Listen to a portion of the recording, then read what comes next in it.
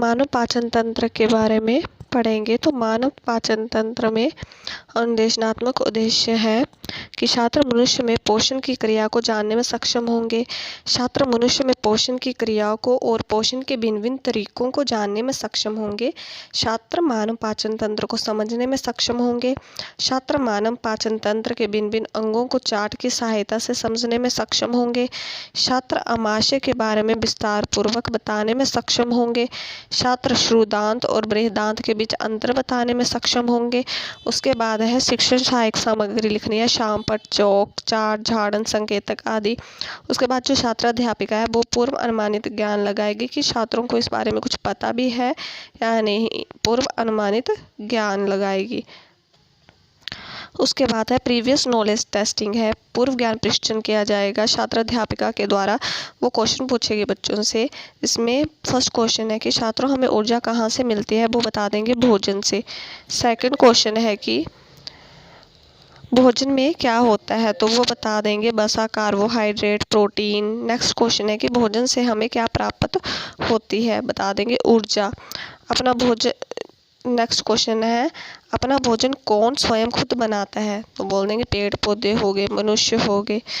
Fifth question वो पूछेगी कि आप बताओ कि मनुष्य में पोषण किस प्रकार शुरू होता है, तो उसमें छात्र जो है छात्र देने में असमर्थ हो जाएंगे और उससे ही जो है छात्र अध्यापिका विषय की घोषणा करेगी कि छात्रों आज हम मनुष्य में पोषण के बारे में पढ़ेंगे। सबसे फर्स्ट प्रक्रम हमारा आता है मनुष्य में पोषण। मनुष्य में पोषण भोजन द्वारा प्राप्त होता है। मानव पाचन तंत्र पोषण की क्रिया में सहायक होता है। मनुष्य में पोषण मुंह से शुरू होकर गुर्दा द्वार से ही समाप्त हो जाता है। नेक्स्ट प्रक्रम है मनुष्य में पोषण के तरीके किस तरह से होता है। इसमें 5 तरीके हैं। फर्स्ट है अंतर्ग्रहण, पाचन, अवशोषण, स्वांगीकरण, बृहस्परण। अंतर्ग्रहण जो है भोजन को अंदर ग्रहण करना, चबाकर हमें उसे जो है अंदर ग्रहण करते हैं। फिर पाचन, ग्रहण करने के बाद भोजन को पचाना। अवशोषण, पचे हुए भोजन में जो भी खाद्य पदार्थ होते हैं वो पोषणीय पदार्थ होते हैं। स्वांगीकरण, स्थिर में मिल जाता है और जहाँ जहाँ भोजन को जाना होता है हर कोशिका तक पहुँचा दिया जाता है। बृहस्परण, अपशिष्ट पदार्थ के रूप में बाहर निकाल दिया जाता है।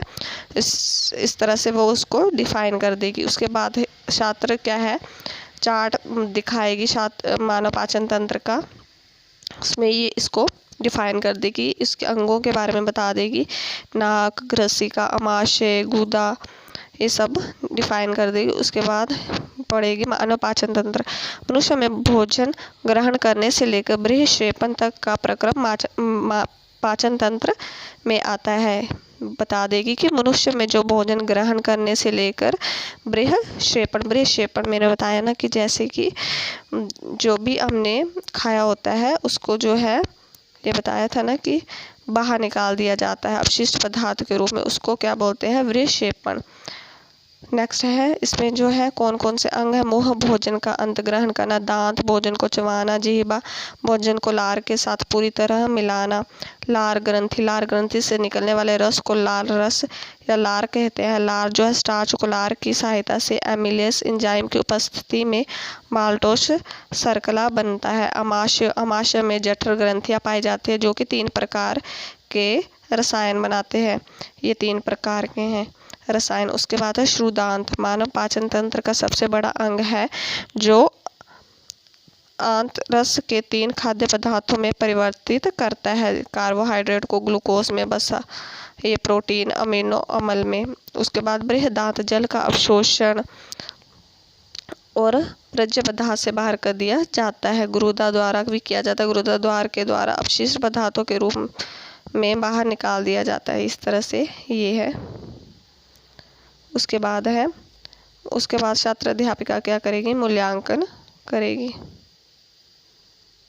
उसके बाद छात्र अध्यापिका क्या करेगी, मूल्यांकन करेगी। तो वो जो भी उसने पढ़ाया उसके बारे में प्रश्न पूछेगी। फर्स्ट क्वेश्चन है कि P1 आप बताओ कि मनुष्य में पोषण किस तंत्र द्वारा मिलती है। मानव पाचन तंत्र द्वारा। नेक्स्ट क्वेश्चन हो जाएगा कि मानव पाचन तंत्र कहाँ से शुरू होता है और कहाँ जाके ख़त्म हो जाता है। तो वो बता जाएगा कि मुंह से शुरू होकर गुरुदा द्वार से समाप्त हो जाता है। उसके बाद नेक्स्ट क्वेश्चन, मानव पाचन तंत्र का सबसे बड़ा अंग कौन सा है? श्रुदांत, ही पढ़ाया था ना। उसके बाद है कि किसके द्वारा अपशिष्ट पदार्थ बाहर निकल जाते हैं? गुरुदा द्वार द्वारा। उसके बाद जठर ग्रंथियाँ किधर पाई जाती है? अमाशय में पाई जाती है। उसके बाद पुनरावृत्ति करेगी। तो छात्रों आज हमने मनुष्य के पास